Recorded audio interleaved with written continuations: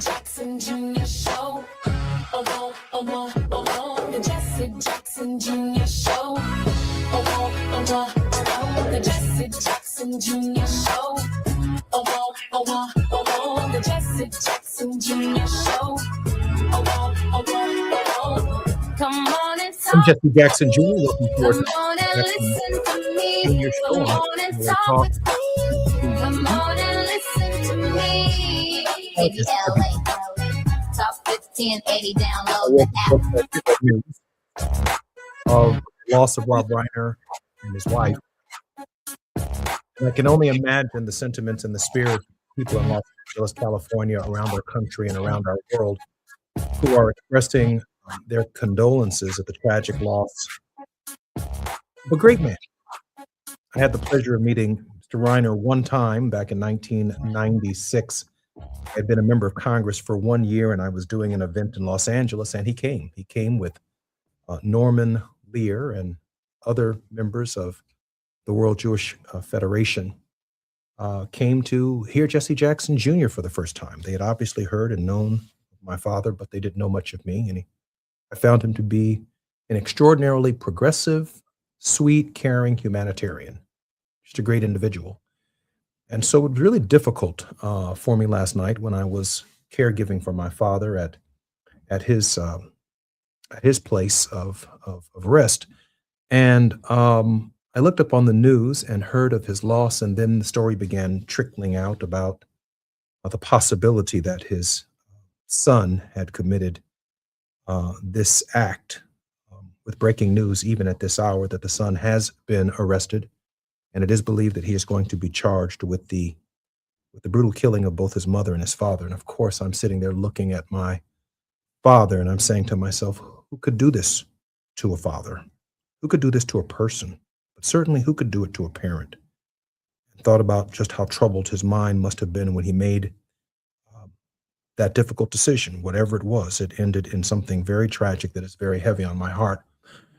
And when I think about the other incident of anti-Semitism, or the incident of anti-Semitism, something is alive in our world today that we are going to have to come to terms with. I remember delivering a speech some years ago on the image of God, and I compared the struggle of African Americans who left chattel slavery through a constitutional process. We are the only people who have ever been in unfreedom who've had to amend a people's constitution in order to achieve our freedom. For Jewish Americans who were also, and Jewish people who were also in chattel slavery for 400 plus years, according to the Old Testament, let my people go, let my people go. The appeal from Moses on behalf of God to soften the heart of Pharaoh is quite a different process. And yet, both African Americans and Jewish people have so much in common in terms of the similarities of their history, their belief in the God of Abraham. And what happens to one really happens to the other. If, in fact, there are incidences, and there are global incidences of the rise of anti-Semitism in the United States, you better believe that right behind that are some significant rises of racism in the United States and around the world. And just as I often share with my Jewish brothers and sisters, if racism is on the rise in the United States and around the world, you better believe that right behind that is an escalation of anti-Semitism. Somehow we are, because of our experience, intricately bound and intricately linked, divinely, in fact, by the struggle of our people, because the same God who did not like slavery in the Old Testament cannot possibly be the same God who likes it or cared much for it in the 17th, 18th, 19th, and its remaining elements in the 20th and 21st century. And so there we have, in this image of God, perspectives of the Judeo-Christian tradition that has us as a people inextricably linked, not only in suffering, but also in pain. So in this hour, our hearts go out to the Reiner family, but they also go out to those people who were the victims of that father and son brutal assault and murder of innocent people that has been dominating the news the last few days. I'm particularly honored that in this hour, our very special guest in the classroom with Dr. Ernest Krim will be Dr. Walter Fluker, the eminent historian of the life of Howard Thurman, whose lifelong research has delivered to our community and to our world an understanding of the life of the mystic. When we come forward, our very special guest will be none other than, in Mr. Krim's classroom, Dr. Walter Fluker, the eminent historian of the life of Howard Thurman. More when we come forward on the Jesse Jackson Jr. Show on KBLA Talk 1580 when we come forward. While you're stuck in traffic, we can at least bring you up to speed on the news of the day. You're listening to Jesse Jackson Jr. only on KBLA Talk 1580.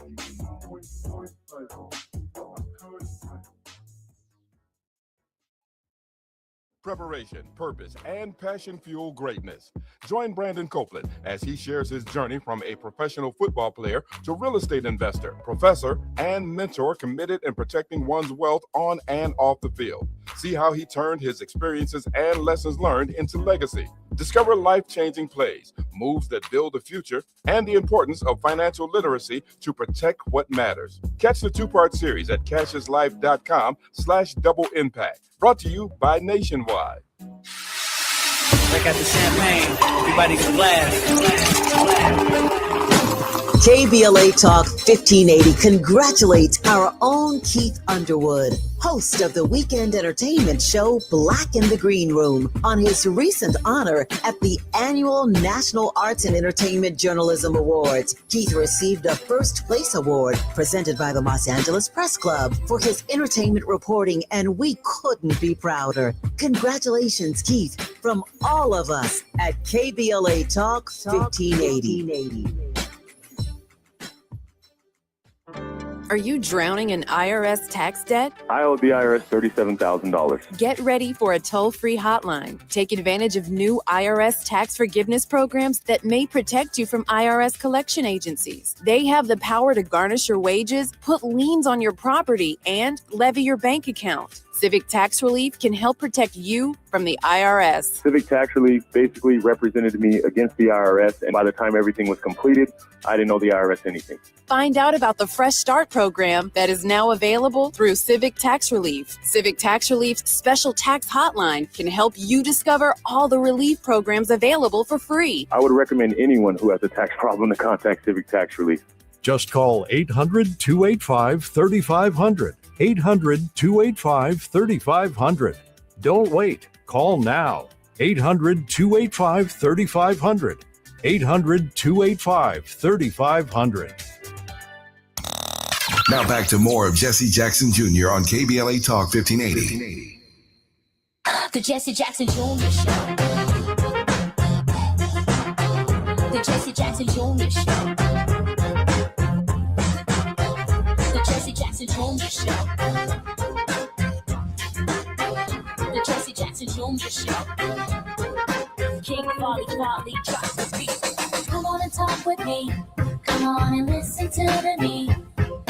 Come on and talk with me. Welcome forward to the Jesse Jackson Jr. Show. It is Moving Mountain Mondays on the Jesse Jackson Jr. Show, and we find ourselves in this hour in Mr. Krim's classroom. Ernest, welcome forward to the Jesse Jackson Jr. Show. Hey, what's up, brother? It's good to be back here with you. Man, always a pleasure. Ernest, let me introduce you now and our listening audience to one of the preeminent scholars in the United States. Walter Fluker serves as Distinguished Professor of the Howard Thurman Center at the Hartford International University of Religion and Peace, Professor Emeritus of Ethical Leadership, formerly the Martin Luther King Jr. Chair at Boston University. He was the founding executive director of the Andrew Young Center for Global Leadership Center and formerly served as the Coca-Cola Professor of Leadership Studies at Morehouse College. He's the founder of Walter Fluker and Associates and is a featured consultant, speaker, lecturer, and workshop leader, both nationally and globally. He was recently chosen as the 2023 Franklin Delano Roosevelt Freedom of Worship Award laureate. Dr. Fluker has written Ethical Leadership, The Quest for Character, Civility, Community, and The Ground Has Shifted, The Future of the Black Church in Post-Racial America. He's also edited The Unfinished Search for Common Ground. He served as the editor of the Howard Thurman Papers Project, which produced the multi-volume papers of Howard Washington Thurman from 2009 to 2016. He holds a BA from Trinity College, now Trinity International University, and MDiv from Garrett Theological Evangelical Seminary, and a PhD in social ethics from Boston University, as well as a Doctor of Humanities honoris causa from Les McRae College in North Carolina. Dr. Fluker, welcome forward to the Jesse Jackson Jr. Show. Glad to be here, Jesse. Dr. Fluker, I began the program just being struck about the loss of the Reiner family and this great tragedy last night, but I also was reflecting upon the rise of anti-Semitism in the United States and making the parallel between the rise of anti-Semitism and the rise of racism. I did a little bit of a study on the etymology of the word racism, and it's a 20th century term. I say that to say that Frederick Douglass never used it. In my survey of the writings of Howard Thurman, he rarely, if ever, used it.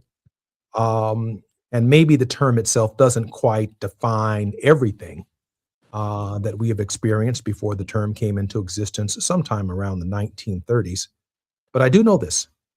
When it did come into existence in the 20th century, it was describing the condition that Jewish people were experiencing in Europe and in Nazi Germany. It wasn't the term anti-Semitism, it was racism. Of course, we used the term to define almost everything from 1935 to the present on what's taking place for African Americans in our own country. And in this moment, I was thinking about Dr. Howard Thurman whose family had pulled together all of these coins and these little bits of money to try and send him to high school, I believe, in Daytona Beach. And when he couldn't get that ticket,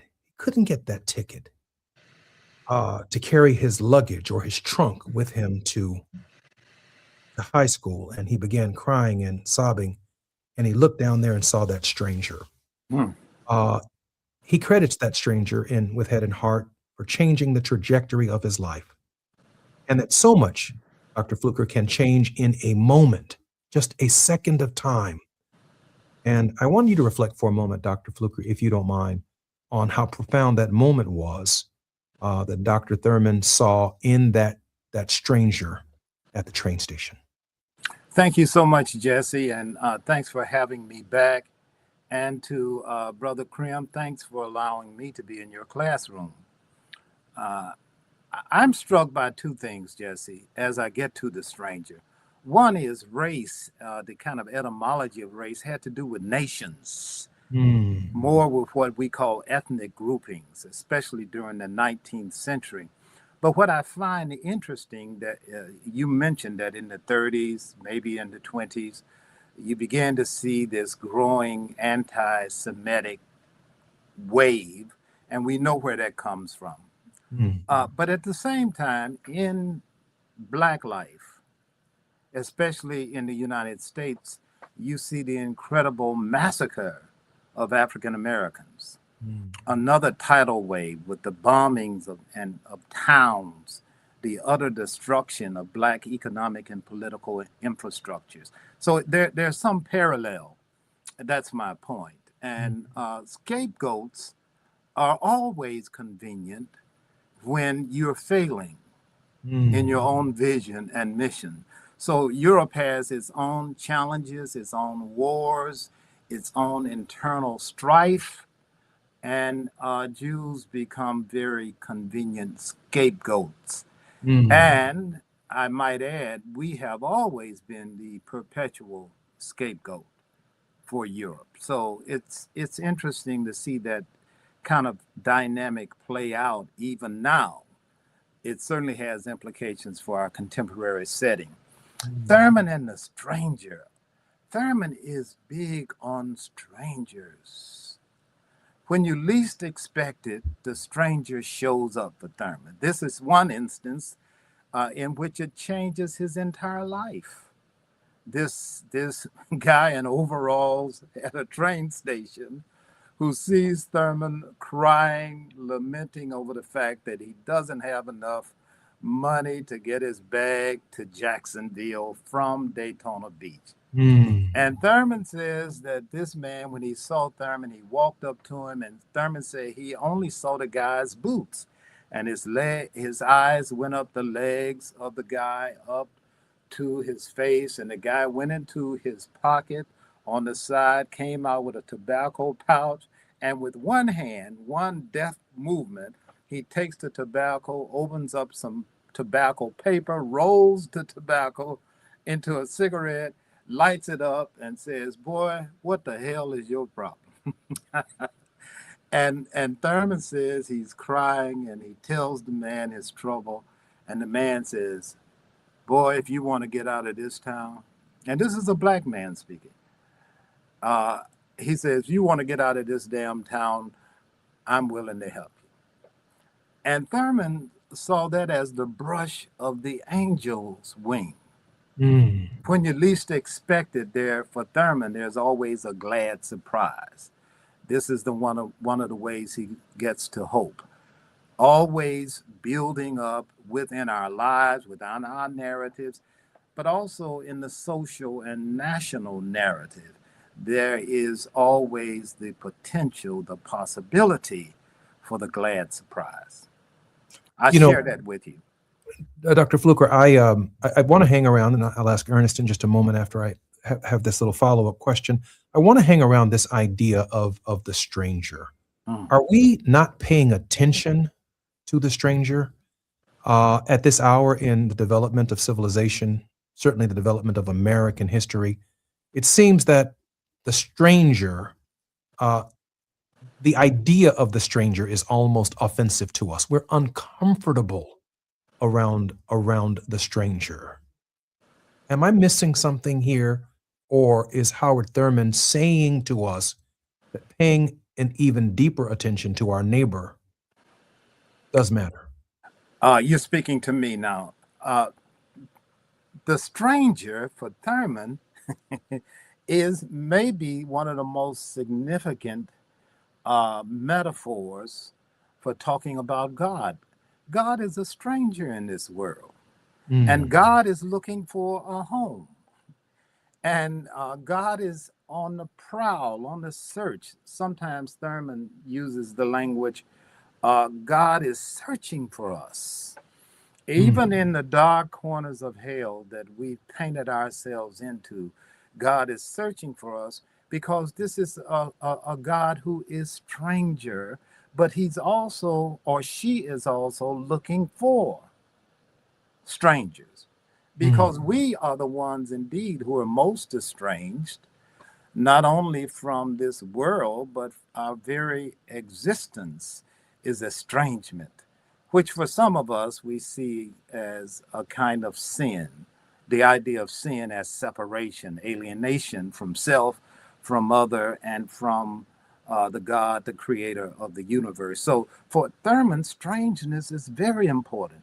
And the future, which comes to us, always comes to us in strangeness. So we should never be surprised that when a fugitive from justice is hiding out somewhere in the backfield, the hinterlands of Egypt, a bush burns and it strikes him as strange. And Abraham, I mean, just in Hebrew history, you know, the Sarah and Abraham, there are three strangers that show up. This is an ongoing theme, which Thurman finds great delight in manipulating. Here's my point. I'm an academic, so I had to play with that in my mind. You did a great job. But listen to this. Who is more strange or estranged in the European mind than blackness? And what is most feared? I'm not suggesting at all that Hebrews and now Jews are scapegoated and being violently assaulted, not just here, but as we know in Sydney and on and on. But there's something in the European mindscape that is frightened by the strangeness of blackness. So it might be worth exploring that more and more as we talk about race and this dirty, sick, vicious, vile, serpentine resurgence of what we know to be as a campaign to scapegoat everybody who is not European. If we miss that, that means we've been sleeping through this. Mr. Krim? Yeah, Dr. Fluker, thank you again for taking the time to be here with us. Jesse, you know how I get down. I could really sit back and just enjoy this conversation and take notes, because this is what I love the most. This is why I'm a teacher, because I love being a student. So it's an honor to be in your presence today. I think my question in regards to Howard Thurman and this aspect of being a stranger is, for me, coming of age right around the time social media came around when I was in college. I've seen something that's just so drastically different, even from my childhood in the 90s. And that's also drastically different from the childhood a lot of my elders speak about. I'm wondering what you would say and what Howard Thurman would say about how social media and the ways in which the algorithm is manipulated serve as a way of dividing us from not seeing the beauty in our strangeness, but then also too, so that we can properly, I would say, apply the tenets of Christianity as they should be implemented. Thank you. That's a wonderful question. And I should add that I failed to share with Jesse, I have a new book coming out. It's entitled Wake Up Running. And, you know, it's plays on the African proverb, every morning the gazelle wakes up running from the lion, and the lion wakes up running to get his breakfast. But it's a clarion call to, I think, not just African Americans, but citizens at large in this country, that there is an ominous, urgent threat that is upon us. To respond and return to Thurman and how these themes play out in his work, I think helps me when I think of Thurman's own life. Most people are not truly aware of Thurman's biography, his story. Thurman, as a child, he said, spent most of his time in nature. This is the way he gets to religion. I'm going there. But he spends most of his time in nature because he was not invited by the other guys to play in the games. And his presence was not recognized by the girls. He was fat, he said, and he was awkward. He said when he would become nervous and anxious, his right foot would rub against his left ankle. And he was always in an awkward situation. He understood strangeness. That's my point. But as we think about the notion of strangeness being related to religious experience, Thurman's word, Thurman is a Christian, but he favors religious experience because he thinks Christian categories, as they have been interpreted by others and the ways in which they were given to us, are toxic. So he talks about religious experience. He embraces his grandmama's religion. And for him, religious experience introduces us to the strangeness of God. That God is always at work. And God is at work in life itself. God is the creator of life. And God is also not only Alpha as creator, God is also the end of life, and life never dies. So that's just backdrop. And so as we interpret Christian language about God, because all theology is talk about God, it's language about God, it's signs, it's symbols. Dr. Fluker? Yes. I'm going to have to pause for our station identification. I'm Jesse Jackson Jr. You're listening to the Jesse Jackson Jr. Show, and Lord knows, cutting off Dr. Walter Fluker is something I'm going to have to repent for. More when we come back on KBLA Talk 1580 when we come forward. The biggest names, best conversations. You're riding with Jesse Jackson Jr. on KBLA Talk 1580.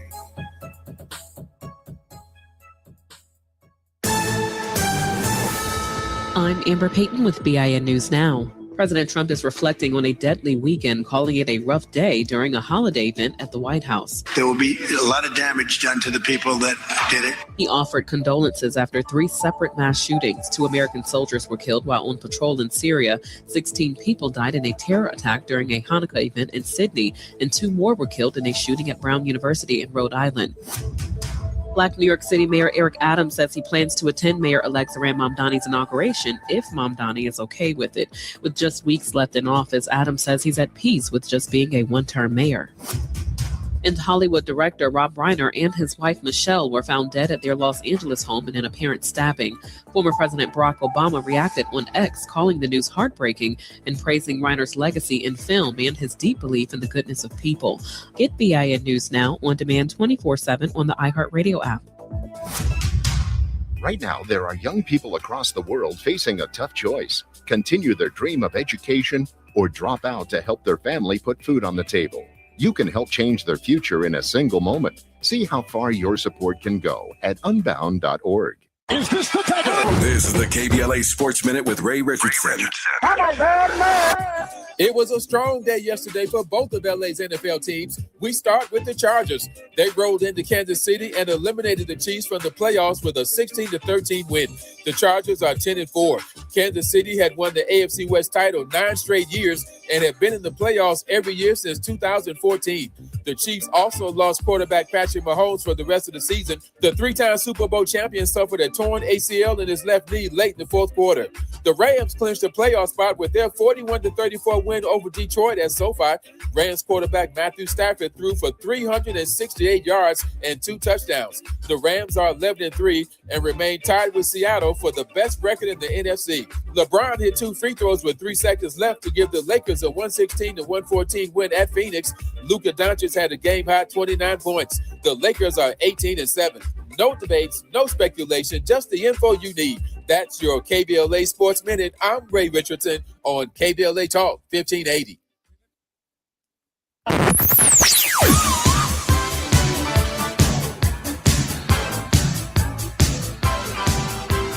This is KBLA Talk 1580. Talk radio. That's music to your ears. We're unapologetically progressive. KBLA Talk 1580. We've got a lot to talk about. Hi, I'm Zoe Williams, aka the Voice of Reason, encouraging you to join me weekdays from 7 to 9 p.m. for the world's most intriguing relationship radio roundtable. Every night, I facilitate and encourage our loyal listeners to participate in the most engaging relationship discussions you'll hear anywhere. So make it a point to rendezvous with me, Zoe Williams, the Voice of Reason, Monday through Friday, 7 to 9 p.m. Pacific Standard Time. Trust me, your relationships will never be the same. The VOR is on fire tonight. Unapologetically progressive. KBLA Talk 1580. We've got your black. The laws have not changed in California. All workers must be paid properly and protected from retaliation. Retaliating against a worker or not paying them because of their immigration status is illegal. Don't believe the lies. California laws protect all workers, regardless of immigration status. Document retaliation and wage theft. Report it to the Labor Commissioner's office. Learn about your labor rights. Visit wagetheftisacrime.com. Protect yourself from Medicare card scams. Scammers may call, email, or even knock on your door claiming they need your Medicare info, asking for money or threatening to cancel your benefits. Don't fall for it. It's a scam. Remember, Medicare doesn't need to verify your information. They already have it. Medicare won't charge you for a new card and will never threaten to cancel benefits. Check your Medicare statements for suspicious charges and report scams to the California Senior Medicare Patrol at 1-855-613-7080. We're here to help. Celebrate good times. Come on. Talk 1580 congratulates Malik Books on celebrating 35 years in business. It's a celebration. Malik Books proudly houses one of the largest African American and diverse children's books in the nation. This is the perfect time to pick up holiday reads, meaningful gifts, and to support literacy in our community. For 35 years, Malik Books has stood strong in the Black Book Revolution, uplifting stories that heal, inspire, and transform. One reader at a time. Change your thoughts, change your life. Books are the gift that keeps giving. From all of us at KBLA Talk 1580, congratulations to Malik Books on 35 years of culture, pride, and community. You're listening to Jesse Jackson Jr. on KBLA Talk 1580. The Jesse Jackson Jr. Show. The Jesse Jackson Jr. Show. The Jesse Jackson Jr. Show. The Jesse Jackson Jr. Show. King Volley, drop the beat. Come on and talk with me. Come on and listen to me. Come on and talk with me. I'm Jesse Jackson Jr. on KBLA Talk 1580. We are in Mr. Krim's classroom on Moving Mountain Mondays, and I'm particularly honored that the eminent historian, Dr. Walter Fluker, is our very special guest in this hour. Dr. Fluker, just before we had to go to break, you were making a point about the biography, if you will, the road, the path, the life of Howard Thurman. Thank you very much, Jesse. And I was using the biography of Thurman to give us a lens through which we better understand his interpretation of Jesus. Jesus is a surprise to history for Thurman. Jesus appears as a stranger. It's interesting, we're in Advent season on the Christian calendar, and it occurred to me that in the Christian expression of God, Jesus is the highest revelation. And when Jesus shows up, a teenage girl carries Emmanuel. How strange is that? He's born in a stable, in a manger, where God surprises the world. The Son of God is born in a manger. African-American enslaved Africans, they saw that and they said, look at his pretty little fingers, born in a manger. We understood the strangeness. Or the shepherds who were outsiders, they received the first announcement. God is the God of the stranger. The Magi would be a mysterious star leads them into strange territory without a map. So my point is, as we reflect upon Thurman, please know that Thurman is not trying to fit into a traditional box of religiosity, of being saved, filled with the Holy Ghost and a mighty burning fire. All of that works, but at the end of the day, we must be open to the strangeness of God, which is the basis for what he calls the growing edge, which is hope. I just finished this book I told you on Wake Up Running. It's in press. And I interviewed your dad in London in the early 90s. And I have an entire section where I talk about your dad and his incredible witness in Resurrection City. And he told me in that interview that it was Thurman's deep thinking about Jesus and the disinherited and Thurman's grandma's story that inspired him around the language of hope. And I hope I do him justice. Please let him know that.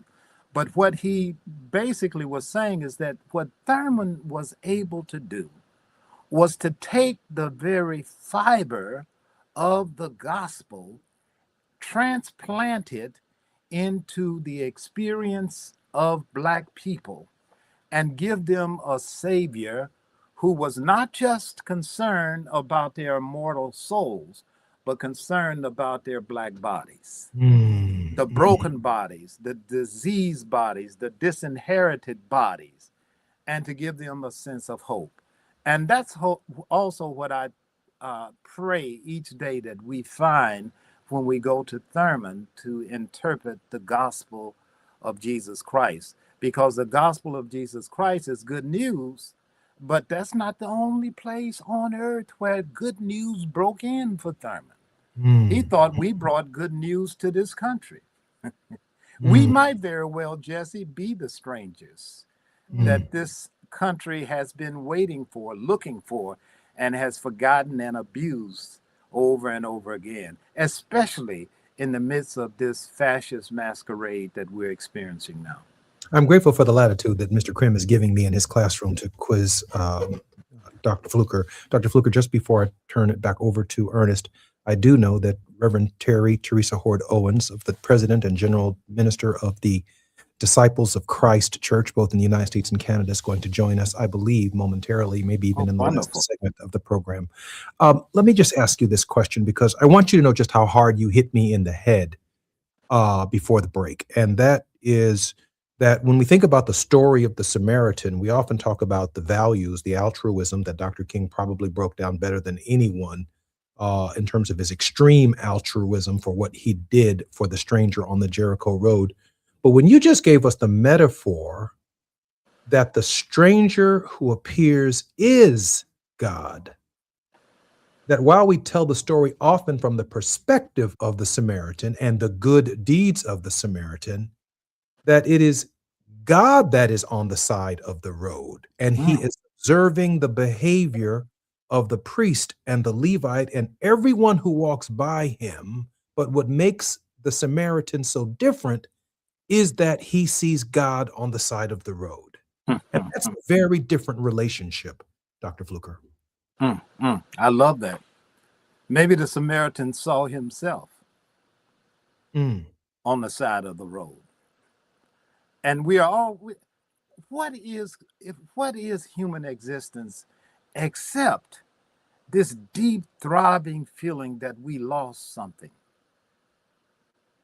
The strangeness comes out of a deep sense of having lost something, being alienated from something that is the very fiber of who we are. You mentioned the Imago Dei a moment ago. We're children of God, but we're children of God who are estranged from God because we are estranged from ourselves and from the other. We fear the other. The other is always strange to us. And if we cannot find our way, like the Good Samaritan, to see ourselves in the other and in the stranger, we're lost forever. Jesus brought us a new way of understanding how we treat and care for the stranger, which was also a part of his own Hebrew tradition. We have about 3 minutes before we come forward, Mr. Krim. Yeah, this is all just so very rich and profound. I think as I'm listening to you and I think about the stranger, I reflect so much on Dr. Thurman's impact on Dr. King. And I think that we are often doing a disservice to his legacy unless we look back and read more about someone who plays such an influential role on his theology, spirituality, and his political philosophy. For me, I normally work with kids, K through 12 setting, mostly middle school and high school kids. I'm always wondering, how do we assume the role of Dr. Thurman and find, I don't want to say the next king, right?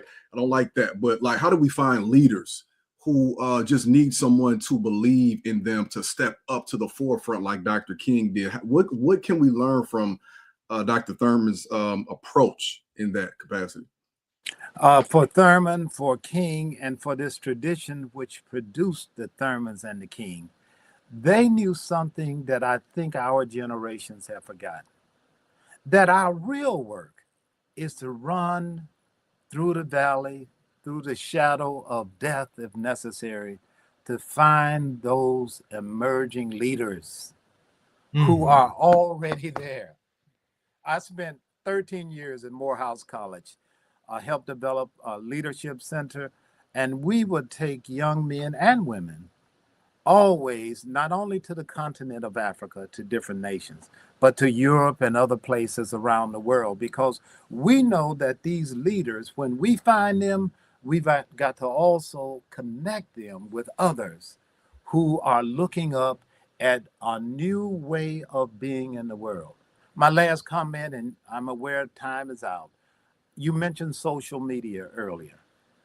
I'm of the opinion that maybe instead of worrying about how anxious our young people are, maybe we need to find a way to join them and learn from them. Our greatest work will probably be looking, listening, and learning from what we sometimes, I think, pejoratively call the anxious generation. I'm Jesse Jackson Jr., listening to the Jesse Jackson Jr. Show on KBLA Talk 1580. When we come forward on Moving Mountain Mondays, Reverend Terry Hord Owens is going to join the conversation. She is the president and general minister of the Disciples of Christ in the United States and Canada. More when we come forward on Mr. Grimm's Classroom and with Dr. Walter Fluker. While you're stuck in traffic, we can at least bring you up to speed on the news of the day. You're listening to Jesse Jackson Jr. only on KBLA Talk 1580.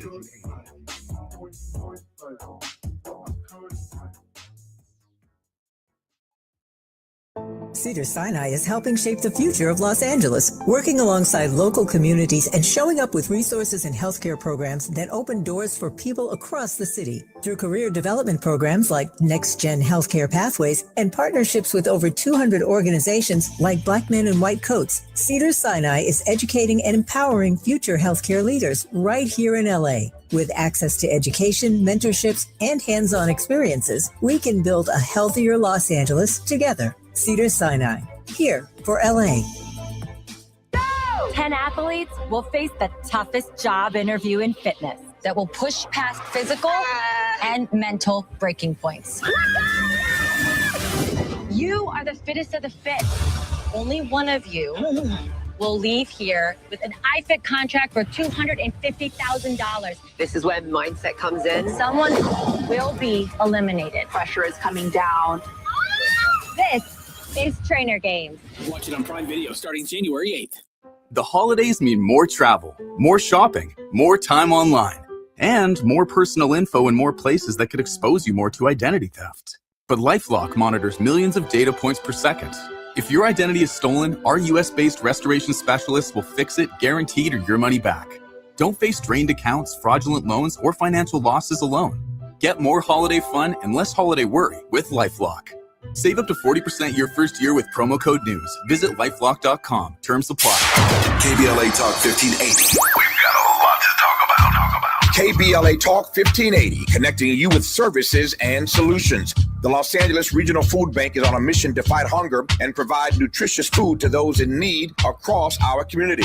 They partner with federal, state, and local programs advocating for better policies and funding for critical hunger relief programs like Cal Fresh, the Emergency Food Assistance Program, and the Child and Adult Care Food Program. The food bank works with coalitions and local representatives to make sure hunger is addressed in every district of LA County. They also run nutrition education campaigns, raise hunger awareness, and source nutritious food for distribution, all while supporting regulations that allow food pantries to operate safely. Want to help? Visit lafoodbank.org or call 323-234-3030 to volunteer or find a food bank near you. Together, we can ensure that no one goes hungry in Los Angeles County. This is a community call to action from KBLA Talk 1580.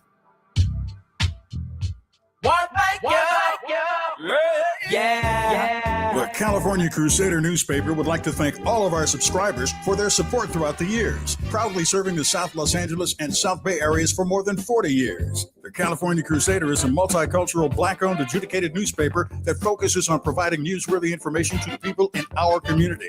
We're constantly looking for ways to assist businesses in our community to connect with our subscribers. We provide low-cost, effective ways to promote your business with our reasonable and affordable advertising rates. You can participate by suggesting, sharing, and submitting your stories on the California Crusader newspaper Community Share Facebook group page, or visit our website at cal-cruise-news.com. That's calcruisenews.com. Then click on the Submit Now button located on the top right corner of the homepage, or text CCN to 42828. Again, text CCN to 42828. The California Crusader newspaper, working together to build a better community for our future. Subscribe today. My ride smells just right, just right, just right, just right. Y'all gotta try that Febreze car. Just right, just right, just right. Yeah. La la la la la. With up to 40 days of consistency, all over Febreze car clips right on your vent. You know my car's my happy place. Keep that smile on my face when it smells just right, just right, just right. Yeah, breathe happy Febreze. La la la la. Now back to more of Jesse Jackson Jr. on KBLA Talk 1580. The Jesse Jackson Jr. Show. The Jesse Jackson Jr. Show. The Jesse Jackson Jr. Show. The Jesse Jackson Jr. Show. King Volley, drop the beat. Come on and talk with me. Come on and listen to me. Moving Mountain Mondays on the Jesse Jackson Jr. Show, we find ourselves once again in Mr. Krim's classroom. Our very special guest in this hour is the eminent theologian, biblical scholar, as well as the scholastic mind behind the documentation of the works of Howard Thurman, to put them all in volumes and series, matters to the future of the spirit energy of our people. I'm particularly grateful that Dr.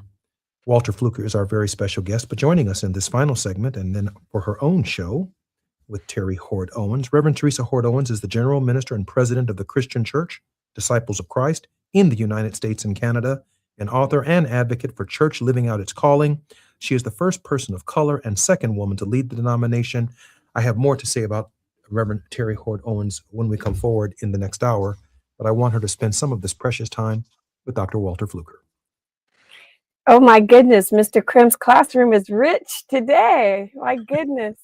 Such an honor, Dr. Fluker. I've admired your work and your wife as well, and just really grateful to share this air and this time with you. I've been listening, and I'm on sabbatical right now. So my Advent reading has been Howard Thurman's The Mood of Christmas. Oh, wow. I didn't know you were on the show, but my head has been in Howard Thurman for the past month or so. So I'm just grateful to learn from you, my brothers. This has been rich. What a blessing to meet you. What a blessing. Yeah, and Dr. Sharon Fluker and I serve on the board of Friendship Press, which is the printing imprint of the National Council of Churches. So I've gotten to know her in addition to her work through that work as well. So good to meet you. I tell everyone there's really only one star in this family, and it's not me. Madam President, we were having a conversation with Dr. Fluker about, I guess, inverting the idea that the stranger is some kind of other, but that the stranger itself or himself or herself or themselves are actually God observing us. I don't want to overstate what Dr. Fluker said about it or even understate it, but he's got my head spinning that it's not just the good deed that we do, but that we are actually seeing the embodiment of God, him or herself, in the stranger. And our obligation is not to turn our back on the stranger, but to engage God in that moment. Oh, absolutely. This is what Jesus says in Matthew 25, right? That when you have fed the hungry, when you have clothed those who need that, when you have sheltered the unhoused, when you have taken care of others, you've taken care of me, at least the last and the lost. Jesus, his family, famously, we know, immigrant family. I've seen stories of many churches that have actually shifted their nativity displays in front of their church, really with signs that say the Holy Family is in hiding. They're hiding from heists and other really powerful expressions of resistance. But that at the heart, liberation theology, and particularly Black liberation theology, as we all know, James Cone struggled after Dr. King's assassination. Can I be Black and can I still be Christian? And he came to understand through Luke 4 that Jesus was himself identifying with the stranger, with the poor. And I love what was said earlier about the strangeness. I'm always talking about whiteness is such a stain on this society. We just can't get back.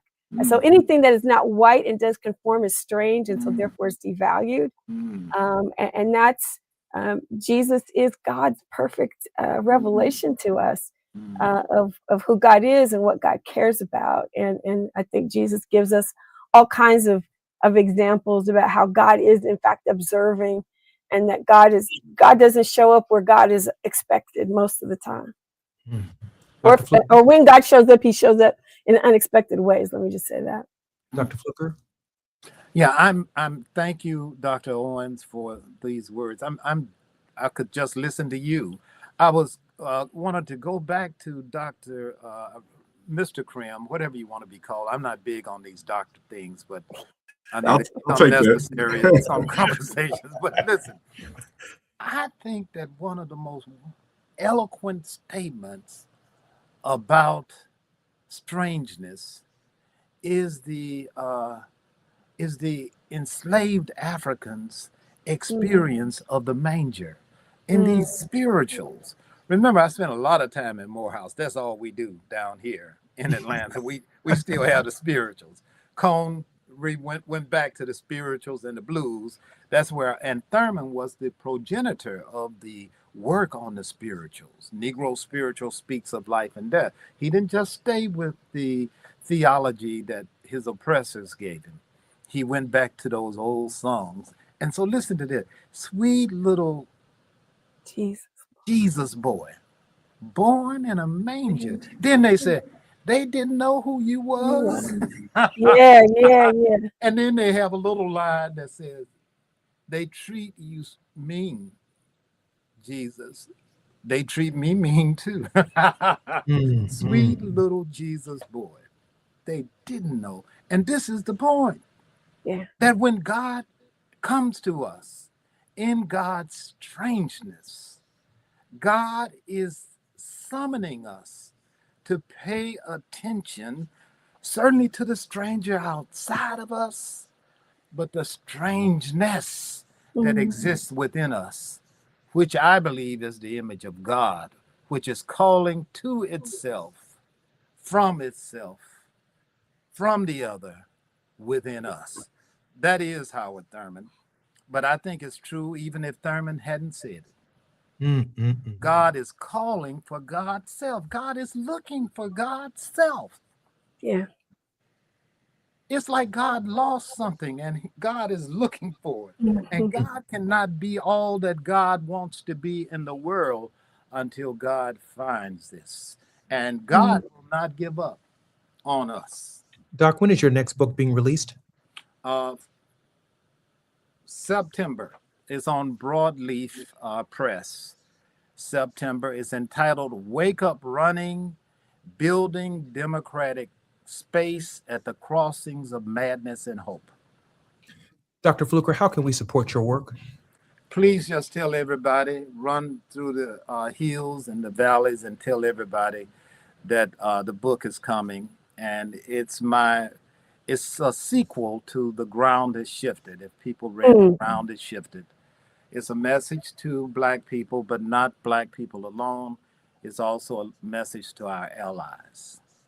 Dr. Fluker, I'm hoping that you will come back and join us on the Jesse Jackson Jr. Show when your book is released, but as often and whenever you'd like. Please, please invite me back. And God bless you. And again, give your dad my very best. Let him know I'm not just praying for him, I'm in hope. Thank you so much, Dr. Fluker. Our very special guest in Mr. Krim's classroom has been Dr. Walter Fluker, eminent Howard Thurman. Thank you, Dr. Krim.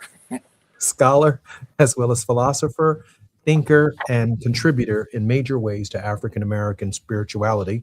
In the second hour, the next hour, we will be back on Moving Mountain Mondays with Reverend Terry Hord Owens on the Jesse Jackson Jr. Show. Ernest, I can't thank you enough for today. Thanks again. I was just thinking, I missed church yesterday. Y'all must have known. Amen. I'm Jesse Jackson Jr. You're listening to the Jesse Jackson Jr. Show on KBLA Talk 1580. More when we come forward with the General, President, and Minister of the Disciples of Christ. KBLA 1580 Santa Monica.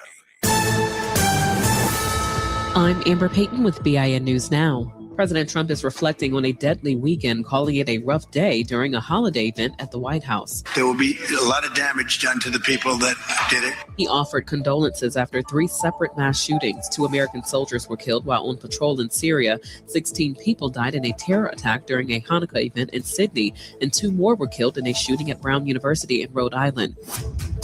Black New York City Mayor Eric Adams says he plans to attend Mayor-elect Zohran Mamdani's inauguration if Mamdani is okay with it. With just weeks left in office, Adams says he's at peace with just being a one-term mayor. And Hollywood director Rob Reiner and his wife Michelle were found dead at their Los Angeles home in an apparent stabbing. Former President Barack Obama reacted on X, calling the news heartbreaking and praising Reiner's legacy in film and his deep belief in the goodness of people. Get BIN News Now on demand 24/7 on the iHeartRadio app. This is the KBLA Sports Minute with Ray Richardson. It was a strong day yesterday for both of LA's NFL teams. We start with the Chargers. They rolled into Kansas City and eliminated the Chiefs from the playoffs with a 16-13 win. The Chargers are 10-4. Kansas City had won the AFC West title 9 straight years and have been in the playoffs every year since 2014. The Chiefs also lost quarterback Patrick Mahomes for the rest of the season. The three-time Super Bowl champion suffered a torn ACL in his left knee late in the fourth quarter. The Rams clinched a playoff spot with their 41-34 win over Detroit at SoFi. Rams quarterback Matthew Stafford threw for 368 yards and 2 touchdowns. The Rams are 11-3 and remain tied with Seattle for the best record in the NFC. LeBron hit 2 free throws with 3 seconds left to give the Lakers a 116-114 win at Phoenix. Luka Doncic had a game-high 29 points. The Lakers are 18-7. No debates, no speculation, just the info you need. That's your KBLA Sports Minute. I'm Ray Richardson on KBLA Talk 1580. This holiday season, KBLA Talk 1580 wishes you and yours joy, peace, and prosperity. As we celebrate with family and friends, we're already looking forward to an exciting first quarter, packed with must-attend events to kick off the new year just right. In January, join us for our inaugural Brotherhood Brunch, bringing together community leaders, change makers, and everyday people for inspiration and connection. February means it's time for our signature Black History Month luncheon, a powerful celebration you won't want to miss. And in March, Women's History Month, we're once again hosting our State of Black Women in Los Angeles Symposium and Luncheon, addressing the issues that matter most inside our community. From all of us at KBLA Talk 1580, happy holidays. Stay tuned for more details on these incredible upcoming events. KBLA Talk 1580, your voice, your community, your power.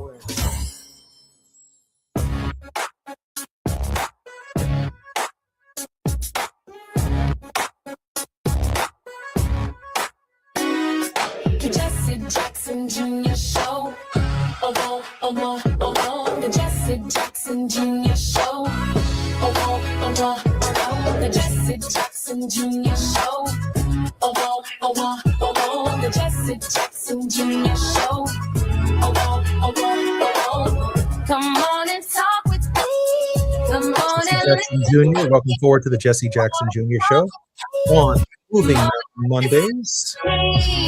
The treatment of fall, Reverend Teresa Ford Owens, the President and General Minister of the Disciples of Christ Church, both in the United States and Canada. Particularly grateful that she is joining us in this hour in her regularly scheduled program. And during the break, Gina Towns, our producer, shared with me that we're going to be blessed with Dr. Walter Fluker for another half an hour, and I'm particularly excited about that.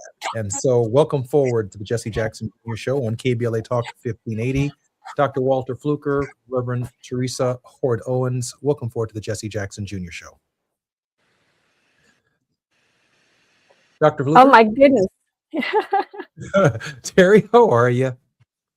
I'm good, Jesse. How are you? I'm well. Like I said, my Advent reading has been Howard Thurman, because the theme of we have what we call a special offering within Disciples. We invite congregations to give, and that money stays in their local region or their middle judicatory. And the regional ministers themselves, again, it's predominantly a white denomination, but they chose the theme, the work of Christmas. And so I have tried to highlight in a video that I did before my sabbatical started, just to remind people of what Thurman says about, after the angels have sung and after the shepherds have gone, there's still the work to do, to feed the lost, to find the lost, to take care of the hungry, to find justice in the world. So, well, God knows what God is doing. You are here to feed my spirit. I'll just claim that, Elder Fluker. And in fact, I had made a note as I was going through the mood of Christmas, and made a note on the growing edge.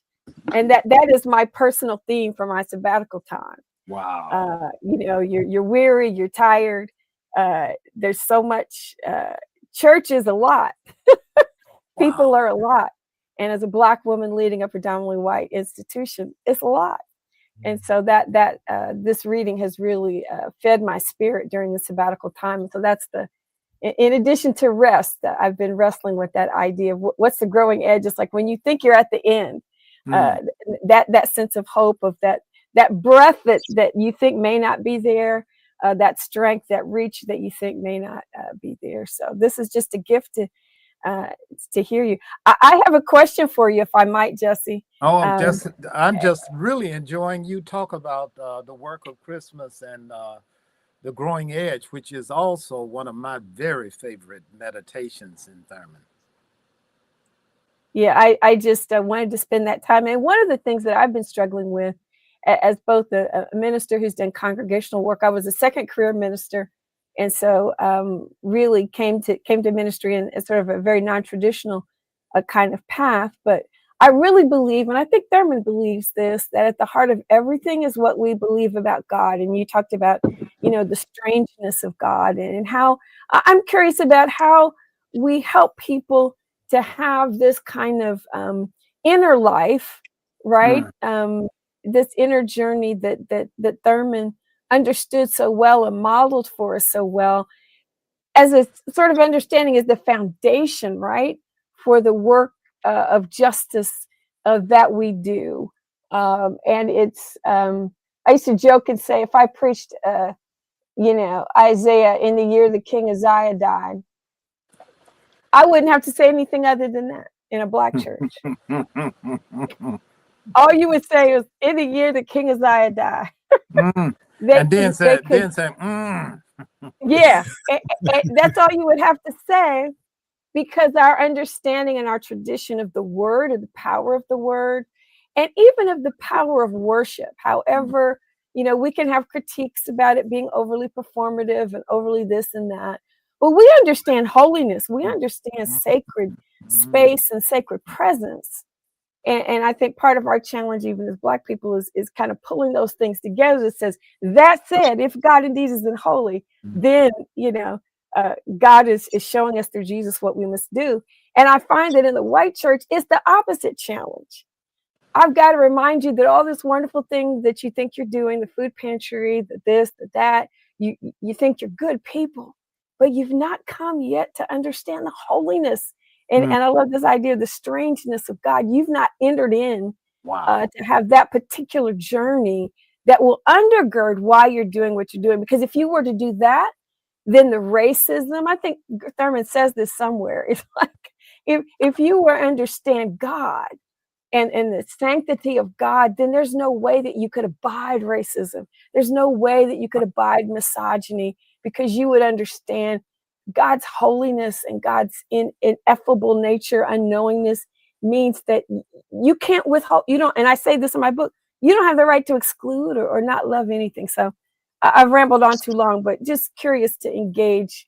Please ramble. I'm good at listening. I love your point about, I like to call it the interiority of religious experience. We need a spiritual and moral infrastructure if we're going to do the work of transformation in society. It's dangerous to go out without a spiritual and moral infrastructure. So in my work in ethical leadership, that's what I do. I spoke with the Evangelical Lutherans this summer. And it was a similar conference that you all have as well. But I spent time talking about how do you feed this deep spiritual yearning of the human, we like to say soul.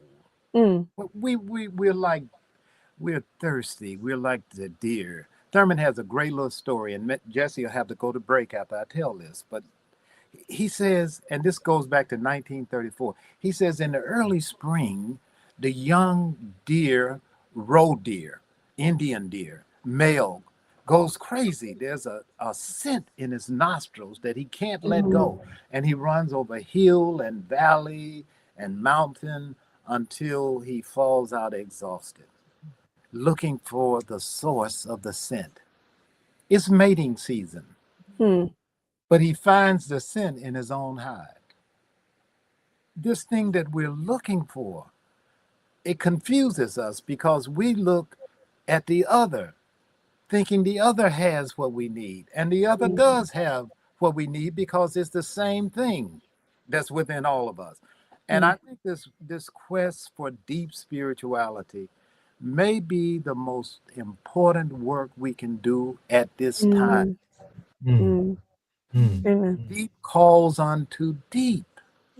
And we've got to do, Katie Cannon called it soul-filled work, the art of soul-filled working. And my prayer is that for you in your work, that you'll hold out that banner, because this is what people also want. More with Reverend Terry Hort Owens and Dr. Walter Fluker when we come forward on KBLA Talk 1580. I'm Jesse Jackson Jr. It's afternoon drive time with Jesse Jackson Jr. Only on KBLA Talk 1580. Check out the champagne. Everybody can blast. KBLA Talk 1580 congratulates our own Keith Underwood, host of the weekend entertainment show Black in the Green Room, on his recent honor at the annual National Arts and Entertainment Journalism Awards. Keith received a first place award presented by the Los Angeles Press Club for his entertainment reporting, and we couldn't be prouder. Congratulations, Keith, from all of us at KBLA Talk 1580.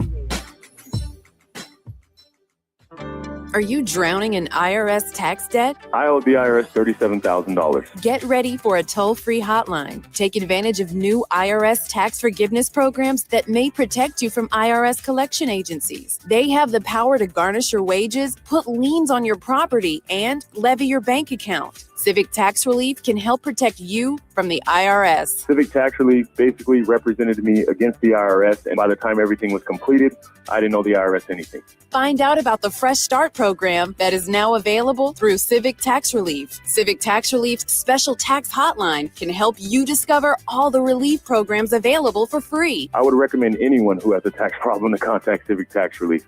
Just call 800-285-3500. 800-285-3500. Don't wait. Call now. 800-285-3500. 800-285-3500. Preparation, purpose, and passion fuel greatness. Join Brandon Copeland as he shares his journey from a professional football player to real estate investor, professor, and mentor committed in protecting one's wealth on and off the field. See how he turned his experiences and lessons learned into legacy. Discover life-changing plays, moves that build the future, and the importance of financial literacy to protect what matters. Catch the two-part series at CashIsLife.com/double impact. Brought to you by Nationwide. The holidays mean more travel, more shopping, more time online, and more personal info in more places that could expose you more to identity theft. But LifeLock monitors millions of data points per second. If your identity is stolen, our US-based restoration specialists will fix it, guaranteed, or your money back. Don't face drained accounts, fraudulent loans, or financial losses alone. Get more holiday fun and less holiday worry with LifeLock. Save up to 40% your first year with promo code NEWS. Visit lifelock.com. Terms apply. 10 athletes will face the toughest job interview in fitness that will push past physical and mental breaking points. You are the fittest of the fit. Only one of you will leave here with an iFit contract for $250,000. This is when mindset comes in. Someone will be eliminated. Pressure is coming down. This is Trainer Games. Watch it on Prime Video starting January 8th. Now back to more of Jesse Jackson Jr. on KBLA Talk 1580. The Jesse Jackson Jr. Show. The Jesse Jackson Jr. Show. The Jesse Jackson Jr. Show. The Jesse Jackson Jr. Show. King Volley, drop the beat. Come on and talk with me. Come on and listen to me. I'm Jesse Jackson Jr. It's Moving Mountain Mondays on the Jesse Jackson Jr. Show with Reverend Terry Hort Owens, the Faith Not to Fall, and our very special guest in the balance of this half an hour will be and continues to be Dr. Walter Fluker. And Dr. Walter Fluker is the eminent Howard Thurman theologian and scholar in the United States and, by definition, in the world. And I must say that the opportunity and the honor to spend time with Dr. Fluker is about as close to the late Howard Thurman as you're ever going to get. And he is just that heavy. And with that said, I want to welcome Dr. Fluker back, and certainly, Madam President, welcome you back as well. Let me just read this very quickly, and then Dr. Fluker and Reverend Owens, let me allow you to do what you do best. When the song of the angels is stilled, when the star in the sky is gone, when the kings and princes are home, when the shepherds are back with their flock, the work of Christmas begins. To find the lost, to heal the broken, to feed the hungry, to release the prisoner, to rebuild the nations, to bring peace among brothers, to make music in the heart. Dr. Fluker, what was Dr. Thurman trying to convey to us when he wrote these words? That Christmas is not limited to ceremony. Rituals, dogma, doctrine, all these things for Thurman are like garments that we wear loosely. Sometimes we put them on, sometimes we take them off, but the experience of the holy is always present and available for us if we dare pay attention. I mentioned Moses early. I sometimes think that Moses probably had walked past that bush 1,000 times and it was on fire, but this day he noticed. And I suspect that in our own lives, the presence of the holy is already there. How could it not be? But we miss it because we are distracted with so many things that actually don't matter. Anyone who's ever pastored really knows this, but it really doesn't matter ultimately. So that's what I think he's after. He's after the not just the meaning, that's kind of head stuff, but the experience, the deep, throbbing experience of the holy. And to be struck by the holy is simultaneously, for Thurman, and I think true for all, is to be struck by grace, to be awakened by grace. Because it's not your doing. Oh, what a wonderful thing to receive a gift that you didn't have anything to do with, but somehow you receive it in spite of. And I think that's part of what Thurman is after. Madam President? Yeah, I so appreciate that. I was actually gonna ask that same question, Jesse. And Thurman spends a lot of time, at least, and again, this has been my Advent reading, the mood of Christmas, about even reveling, getting beyond the ceremony, but we should all have an experience, right, of angels. And this sense of glory. For him, it's not just the putting some feathered wings on the backs of children in a pageant, but really trying to imagine and get inside the glory that was revealed to these people, and the awesome, like you say, the awesome experience and the presence of God that was revealed, in that moment. And I so appreciate.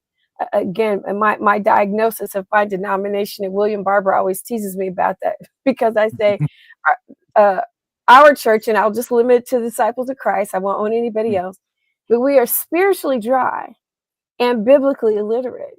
And until we fix the inner spiritual problem, the institutions that we're trying so hard to prop up all around, we want young people to enter into association with us and you said it earlier, people are seeking this sense of awe and connection. I mean, even Augustine said, right, something to the effect that our souls are lost. We're lost. We don't know our full selves until we find our rest in God. And I really do think that inner spirituality that will help people understand that the work then is really what God is about, but we can't fully understand the magnitude of that until we get to this. It ceases to be political if you understand this inner Right. power of God. It's not about whether I'm a Democrat or liberal or conservative.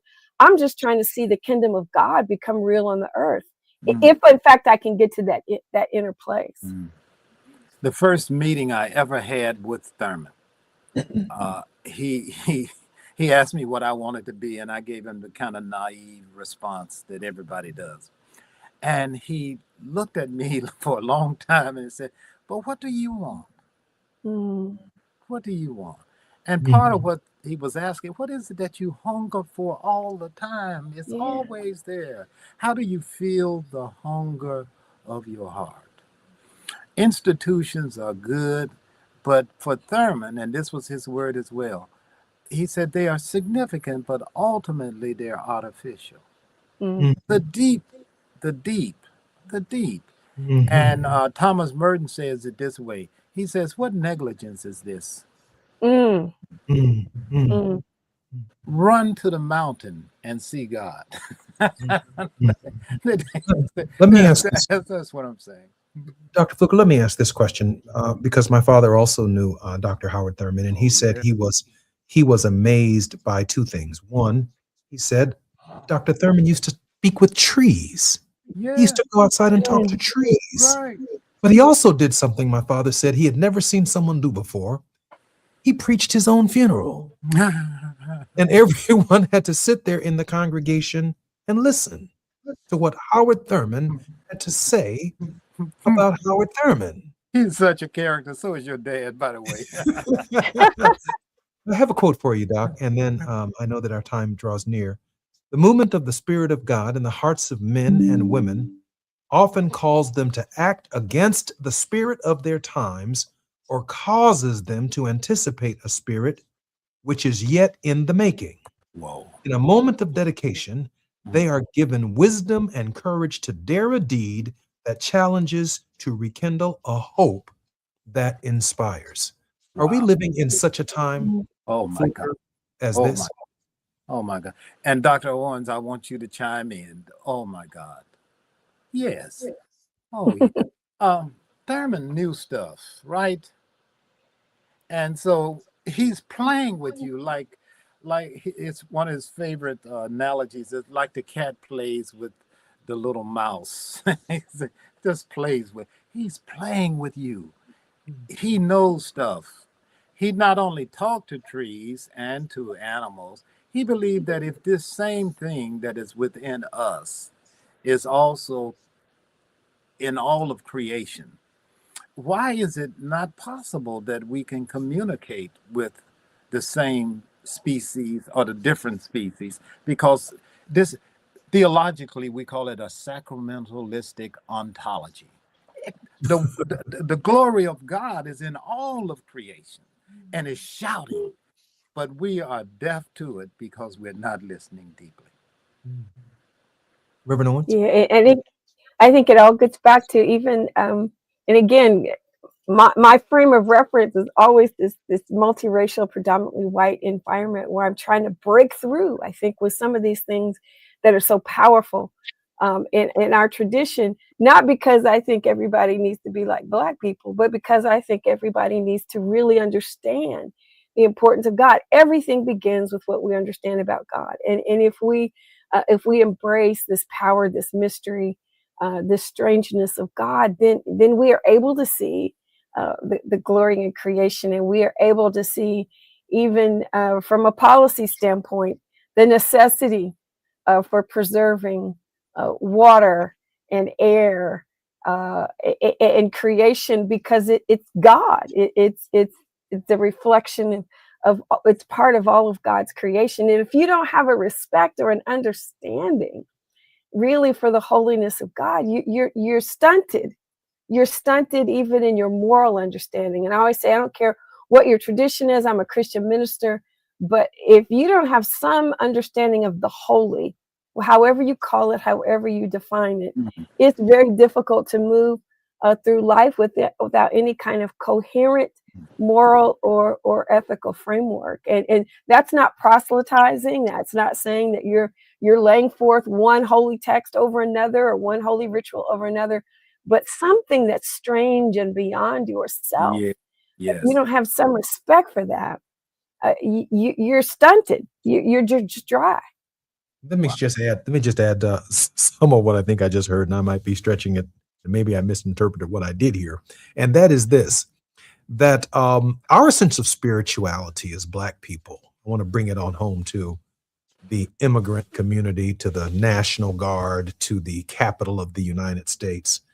Our sense of spirituality through kings that we lived under from 1619 to the Declaration of Independence. We understand kings. So no King's Day, hey, it's a big deal, but we know kings, and some folk ain't never known a king. They've only known presidents, and we've known 15 of them that tolerated slavery. So we know presidents too. So we're on this journey together. And then there's this after Lincoln presidency, which is always a different iteration of some form of the same. But I'm thinking that this spiritual journey, we're not going to run through the Capitol. Wow. And we've had plenty of opportunities to run through the Capitol and destroy it.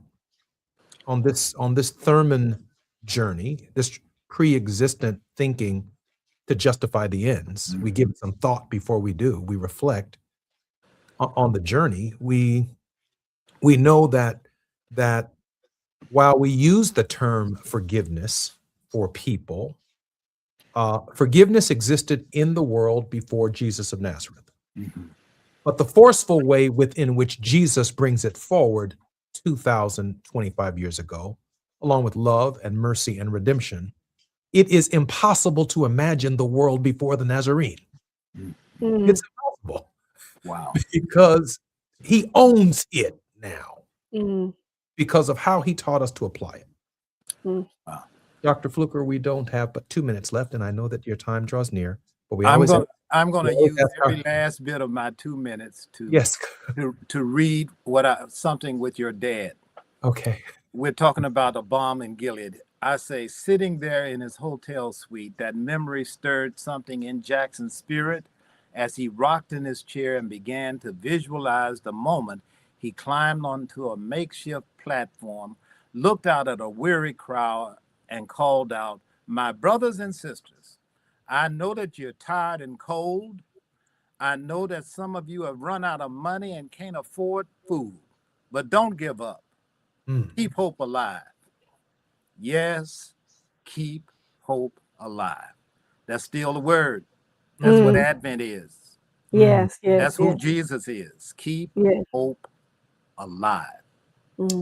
Dr. Fluker, we are so grateful. I see your lovely wife on our screen at this moment. Share with us very quickly the award that you both received. We're so proud of you. We were both pleasantly surprised, and it's the Beautiful Are the Feet Award, which will also honor Bishop Michael Curry and Dr. Cynthia Hale. February the 25th, I believe, in Chicago at the McCormick Center. We'll be there, and that's my beloved. I almost feel like she should have gotten it all by herself. But I'm glad to be tagging along. We're going to make it a point to try and join you on that very special. Oh, that's awesome. That's awesome. Cynthia Hale, I must say, is a disciple. We have to know right. that. Bless her heart. I'm Jesse. We're very grateful to Dr. Walter Fluker for joining us when we come forward on KBLA Talk 1580. More with the Faith Not to Fall with Reverend Teresa Howard Owens. Stay in that light. It's Team Drive Time with Jesse Jackson Jr. Only on KBLA Talk 1580.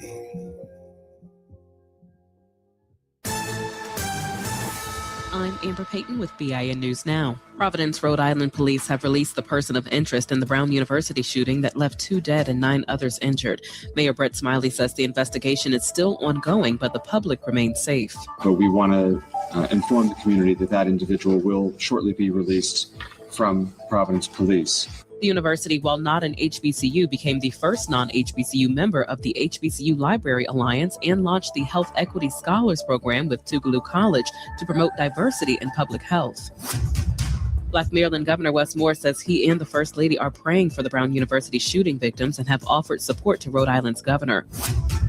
And funk and R&B legend Carl Carlton has died at 72. Known for hits like Everlasting Love and She's a Bad Mama Jamma, his music remains influential, often sampled and featured in film and television. Get BIN News Now on demand 24/7 on the iHeartRadio app. Is this the time? This is the KBLA Sports Minute with Ray Richardson. It was a strong day yesterday for both of LA's NFL teams. We start with the Chargers. They rolled into Kansas City and eliminated the Chiefs from the playoffs with a 16-13 win. The Chargers are 10-4. Kansas City had won the AFC West title 9 straight years and have been in the playoffs every year since 2014. The Chiefs also lost quarterback Patrick Mahomes for the rest of the season. The 3-time Super Bowl champion suffered a torn ACL in his left knee late in the fourth quarter. The Rams clinched a playoff spot with their 41-34 win over Detroit at SoFi. Rams quarterback Matthew Stafford threw for 368 yards and 2 touchdowns. The Rams are 11-3 and remain tied with Seattle for the best record in the NFC. LeBron hit 2 free throws with 3 seconds left to give the Lakers a 116-114 win at Phoenix. Luka Doncic had a game-high 29 points. The Lakers are 18-7. No debates, no speculation, just the info you need. That's your KBLA Sports Minute. I'm Ray Richardson on KBLA Talk 1580.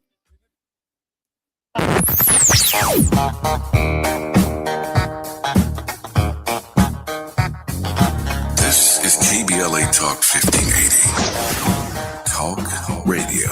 That's music to your ears. We're unapologetically progressive. KBLA Talk 1580.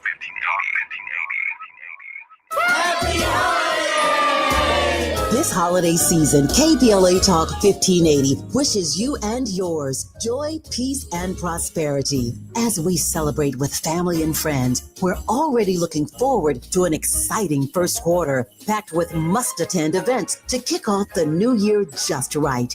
In January, join us for our inaugural Brotherhood Brunch, bringing together community leaders, change makers, and everyday people for inspiration and connection. February means it's time for our signature Black History Month luncheon, a powerful celebration you won't want to miss. And in March, Women's History Month, we're once again hosting our State of Black Women in Los Angeles Symposium and Luncheon, addressing the issues that matter most inside our community. From all of us at KBLA Talk 1580, happy holidays. Stay tuned for more details on these incredible upcoming events. KBLA Talk 1580, your voice, your community, your power.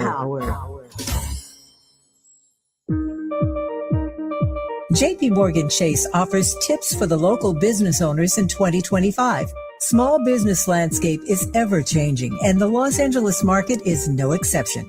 A startup or legacy business, revisiting your mission statement and recalibrating offerings can renew opportunities for growth and innovations. Programs like Chase for Business Coaching for Impact gives entrepreneurs access to expert guidance, helping you streamline operations, strategize your growth, and navigate complex challenges.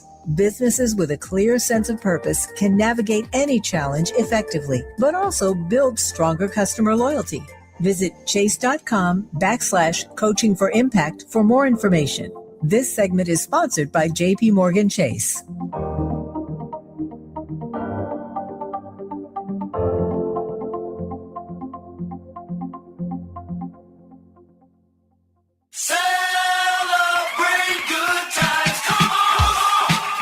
KBLA Talk 1580 congratulates Malik Books on celebrating 35 years in business. It's a celebration. Malik Books proudly houses one of the largest African American and diverse children's books in the nation. This is the perfect time to pick up holiday reads, meaningful gifts, and to support literacy in our community. For 35 years, Malik Books has stood strong in the Black Book Revolution, uplifting stories that heal, inspire, and transform. One reader at a time. Change your thoughts, change your life. Books are the gift that keeps giving. From all of us at KBLA Talk 1580, congratulations to Malik Books on 35 years of culture, pride, and community. You're listening to Jesse Jackson Jr. on KBLA Talk 1580. The Jesse Jackson Jr. Show. The Jesse Jackson Jr. Show. The Jesse Jackson Jr. Show. The Jesse Jackson Jr. Show. King Volley, volley, drop the beat. Come on and talk with me. I'm Jesse Jackson Jr. Welcome forward to Moving Mountain Mondays and the Faith Not to Fall with Reverend Teresa Sherry Ward Owen, the General Minister of the Disciples of Christ Church. I am so grateful that we spent the last hour and a half with Dr. Walter Fluker, and I'm very much interested in Reverend Terry Hord Owens's interpretation and thoughts, building out the final segments of our program. But I do want to share with you how excited I am about this program. One of my martial arts instructors, I have 3 degrees in Taekwondo, writes, "Dear Jesse Jackson Jr., you are a great man. I felt that from the moment we met in 1993. From then until now, your dedication and integrity have continued to leave a strong impression on me. Respectfully, Nam Soo Hyung, Grand Master." He also writes in the comments, "Anti-Semitism is power driven by fear. Martial arts are power guided by self-control." And I wanted to read particularly the thoughts about anti-Semitism, Reverend Owens, because in a real sense, I heard from Dr. Fluker that there are constraints on our faith. There are constraints on our spirit, a different kind of shackle. I'm not talking about a shackle that is binding in the form of some kind of chattel slavery. I'm talking about the reflection that we operate in when we take action in love, in spirit, and how we act in that context, or even in this political context, also matters as a function of the interpretation, Madam President, of our faith. Oh, absolutely. I think we have, and there are, one of the challenges that Christianity has is really to reclaim really the message of Jesus, and really the sanctity of God. There's so much. I have a grandnephew who joined church and is going to be baptized, and he's all excited. And his grandmother is his great grandmother is a solid Pentecostal. She began by telling him, "Well, you're a Christian now. You can't do this. You can't do that. You can't do this. You can't do that. You can't do this." And we've so orchestrated our understanding of our faith about what's not included and who is not included and what is condemned and what is not. And we are not embracing this inclusion and the inclusivity of God's love. And anytime we draw an understanding of faith that's excluded and puts people on the outward edge or the borders and say what's right and what's good and what is not, as opposed to living with this more expansive understanding of what the Holy loves and can take and deal with, I think we're in trouble. And that's how we're responding. We claim our faith and we're responding out of rejection instead of acceptance. We're responding out of exclusion instead of inclusion. And we've yielded to these rules that are really man-made, that have really nothing to do with the message of Jesus, or the message of most other faith traditions in terms of how we deal with others in this society. Madam President, we may end up actually doing everything that the stranger would do. And the stranger may be doing some of everything. And I'm hearing you say that we are called, if the stranger is in the image of God, to recognize that divinity within them, even though the constraints of the church itself may have determined that that individual is outside of God's grace. And I say that because what? I need to register some hustlers. I need to register to vote some pimps, some prostitutes. I got to get some people. I got to go speak to and get some folk involved whose spirits are broken. They're rallying the dry bones. They need to be re-engaged. We got millions of people who could have voted differently in about 9 states, and I wouldn't be anxious every morning about the next tweet that's coming across. I mean, I could go on and on and on and on and on. Somebody got to go get them. We got to get them, round them up, bring them into the fold. A lot of Democrats don't want to bring them into the fold. That's We'd rather, right. I That's don't want to deal with the debt paid felon community. I don't want to deal with the LGBTQIA community. Hey, the farmers voted for Trump and now they're getting burned. Too bad. No, not too bad. We got to go Right. get them, and we don't have much time to go get them because we need them to vote with us. That's right. And once the reason we're responding to that is you're so focused on party. It's like, well, why are you a Democrat? Why are you, Black folks were staunch Republicans, right? Somebody tries to pin that turn from Republican to Democrat, or at least the major wave, as when John Kennedy made the call to help support Dr. King when he was jailed in I think it was Birmingham, or may have been another city.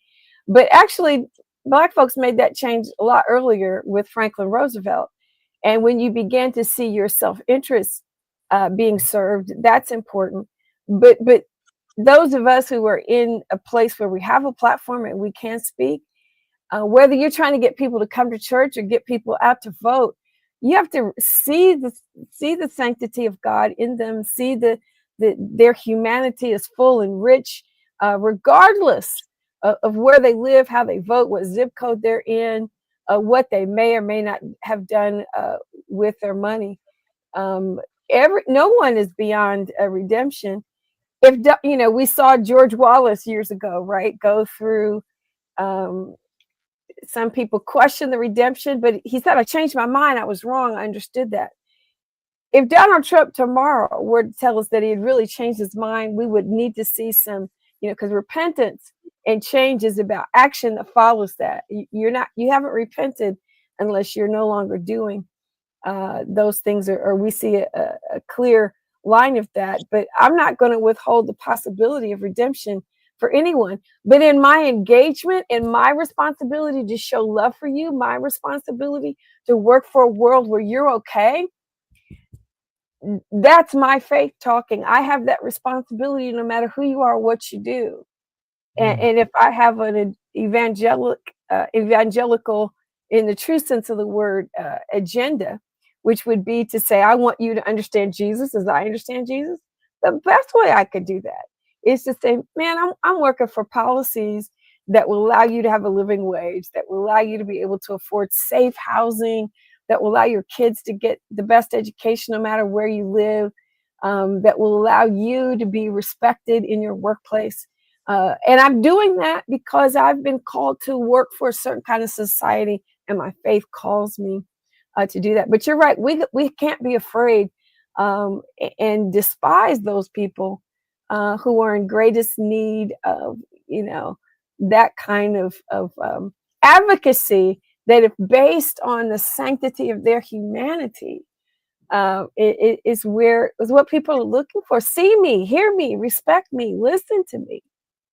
I'm thinking in this moment that we will win the midterms,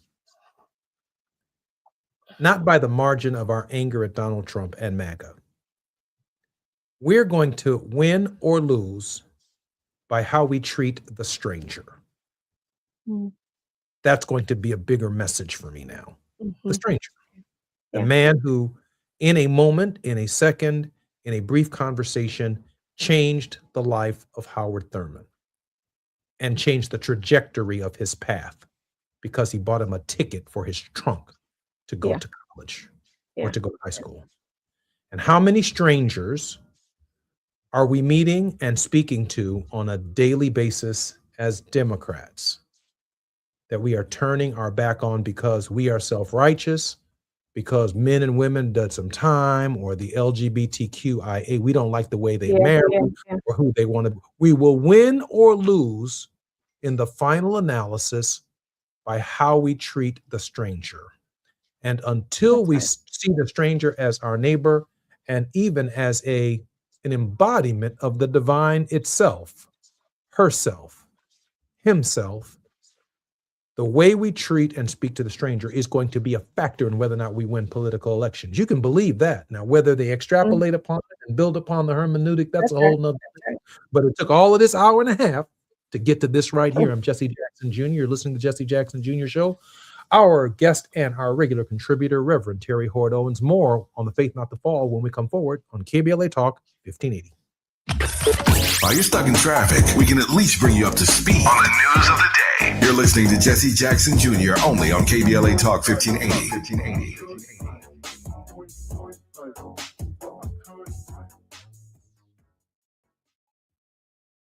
So you need last-minute gifts. No judgment. Get an extra 25% off during Kohl's Friends and Family Sale and find great gifts under $20. Like something cozy, something thoughtful, something that says you planned this all along. Yep, you're just one quick trip away from checking off the last gifts on your list. Save now at Kohl's and Kohl's.com. Select styles. Offer ends December 24th. Some exclusions apply. See store at Kohl's.com for details. My ride smells just right, just right, just right, just right. Y'all gotta try that Febreze car. Just right, just right, just right. Yeah. La la la la la. Days of business all over Febreze car. You know my car's my happy place. Keep that smile on my face when it smells just right, just right, just right. Yeah, breathe happy Febreze. La la la la la. KBLA Talk 1580. We've got a lot to talk about. KBLA Talk 1580, connecting you with services and solutions. Worried about eviction? You have rights, and Stay House LA can help. Stay House LA is a partnership between LA County, the City of Los Angeles, and local service providers. From Lancaster to Long Beach, we're here to help you with tenant education workshops, legal clinics, free legal services for eligible tenants, and online resources about tenant protection laws. Don't face eviction alone. Call our hotline at 1-888-694-0040. That's 1-888-694-0040. Or visit stayhousedla.org. Stay Housed LA, keeping Los Angeles residents in their homes. Stay Housed LA, your rights, your home, our community. This is a community call to action from KBLA Talk 1580. Hear that?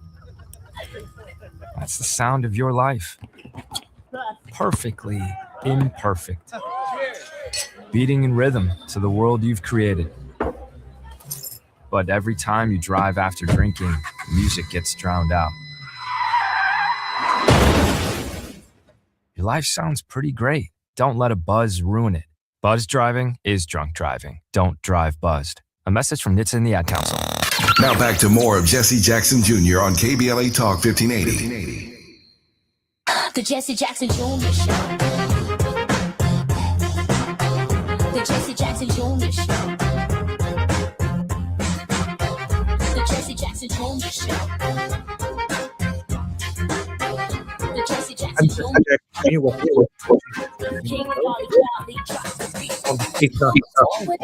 Reverend Terry Hoard Owens, our regular contributor on the Jesse Jackson Jr. Show. Madam President, I'm thinking in this moment that your book, Staying at the Table, gives significant consideration to the idea of the commonality, the brotherhood, I don't want to say of man, but that has been the traditional sense of it. But the brotherhood of our personhood. And there is a uniqueness to staying at the table in terms of the prophetic nature of your work that matters at this hour. Share that with us if you don't mind, Madam President. Oh, absolutely. And in fact, I begin the book by talking about everything that we believe must begin with what we believe about God. And if we do believe that God is all-knowing and effable, this mysterious, wonderful, sacred presence, and as Christians, even if we believe that Jesus is that revelation that has come to show us what the world can be like because of Christ, and because that presence is among us, then it requires us to see in each other both our humanity and to value and not to see difference as deficient, to not draw lines around who's in or who's out. Because if God's love is limitless, then our acceptance must be limitless. And staying at the table does not depend upon my liking you or agreeing with you, but rather recognizing that the table, first of all, is not mine. It's a table that was set by the holy, and I'm required to be at that table. If you do, some people say, well, Terry, what if I'm disrespected at the table? What if my seat is prickly at the table? What if I'm not welcome at the table? To leave the table, you give in to those who are trying to shift the table. And as long as you understand that it's really God's table and that all humanity belongs there, your presence continues to make that message and to fight for that truth. So I firmly believe in everything you're saying, that this is the source that comes from God. It's not a political opinion. It is not any kind of religious doctrine. It is simply what I believe is the reality of what God has done. And if we start there, then as I say, there's certain roads you can't take. If you believe God's love is limitless, just as God is limitless, certain things you can't do, certain roads you can't take. And all theology is using language, making sense of what you believe about God. And if that is what you believe about God, then there are just certain things that you cannot do. Our problem is that we think being people of faith is tied to these institutions that we've created, and being members on the rolls and even giving money to them and participating in the institution's projects. And if we don't have any connection really to what is centering that faith and the holiness that we claim that we project, we don't have that, then it makes the work ineffective and ineffectual and inauthentic. And that is what people are responding to when they see an institution that is inauthentic, an institution that violates even what it says it believes. Because if we say we believe in love, certain things we're not going to do. I'm absolutely in agreement with that. There are certain things that we're not going to do. There are limits to how far we're willing to go. Now, without these precepts brought into our lives in a very forceful way 2025 years ago, it would be the wild, wild west out here. And for some people, it is. In fact, we can distinguish between the constraints that the systems and the belief systems of the precepts of this religion that we implore in our lives. We see the same precepts not implored in other people's lives, and we are able to say that's unchristian. Yeah, that's not right, because of the constraints that we define essentially, Madam President, as our own unique morality. That is the limit to which we are willing to do and go, of course, from my perspective, to stay at the table. Yeah. And my litmus test for that action is, how inclusive is it? How inclusive is it? If you're saying that that's not Christian, why are you saying it's not Christian? I say it's not Christian because you're excluding people. I say it's not Christian because you're condemning people. I say it's not Christian because you're violating God, first of all that God is, and you're violating even Jesus' direct commandment. They'll know that we are Christians by love. Love one another as I have loved you. Jesus had a love that was tough. Jesus spoke truth to power. Jesus let people know when they were they were off the track, but he never ever excluded them from the fellowship of his presence or of those that he loved. And so when we say we're excluding, I've been so really tickled to death and empowered by seeing all these little, and I'm hoping they're not just AI memes of cardinals and Catholic churches shooing away ICE when they've come on their premises, and people in churches saying, absolutely not. This is a place of sanctity. This violates God. Absolutely not. I will not allow you to do that. So the question is, what are you including and what are you excluding? I'm afraid of people who have such an exclusive God that you're making everything outside your own little sense of what you think is right. You're condemning that and saying that God rejects that, when that's not how God operates at all. I heard from Dr. Fluker that we really, really, really on this God quest have to pay attention to the stranger. Yes, yes. That there is an embodiment of this divine energy. And And it- Jesus gave us that example, right? When they asked, well, who's my neighbor, right? What's that look like, Jesus? All this stuff you're talking about. And he gives them an example of the very person that they excluded, right? The Jews hated Samaritans so much that even though the most direct path from Galilee to Jerusalem was through Samaria, they went around Samaria. They took extra pains to even avoid the territory. So that even the idea that we have to say the good Samaritan reflects how othered and how strange, the Samaritan was in that parable. So we have to be careful of what we're saying is normal and in, and just the thing that God has said that you said is strange is probably the place where God is working. In this moment, I'm thinking about how the show began because it's ending the same way. I'm thinking about the revelers, those who were celebrating Hanukkah in Sydney. I'm thinking about the wickedness and the evil of the father and son team that began shooting at the audience. But I'm also thinking about the stranger who wrestled one of the shooters to the ground. Yeah. The Arab, who may or may not have known it was Hanukkah, who may or may not have known that it was an anti-Semitic attack. But what he saw in that moment was the brotherhood of man, that someone crazed and out of their damn mind is shooting people. Yeah. And I'm willing to risk it all by stopping this. That's the stranger. Now that's in the moment that happened, Madam President. And now we can look back on it and see it as a vile anti-Semitic attack. But in the moment when the action occurred, we don't know if he had given consideration to his Jewish brothers and sisters. We don't know what the stranger on the Jericho roads race was. What we knew was something was wrong. And we had to intervene in that moment for all of humanity. And it was the right thing to do. Right. Madam President, we have about a minute and a half to come forward. And that's the power of that parable of the Samaritan, is that Jesus didn't care who that person was.